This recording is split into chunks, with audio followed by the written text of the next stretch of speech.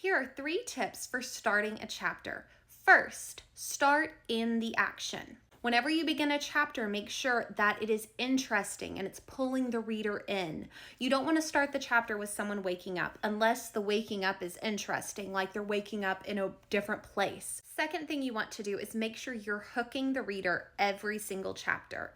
Just like in your first chapter when you hooked them into wanting to read the book, you need to hook them every single chapter to keep them reading.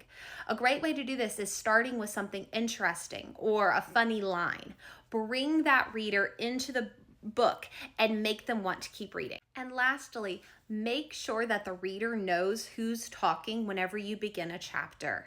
I've read many books where I'm like, who's talking? I don't know who's the POV whenever I flip to the next chapter because they don't tell you. The only exception to this is if you are trying to trick your reader. There was one book by Mary Pearson and she did that. She tricked me. She made me think one person was talking, but it wasn't. It was someone else.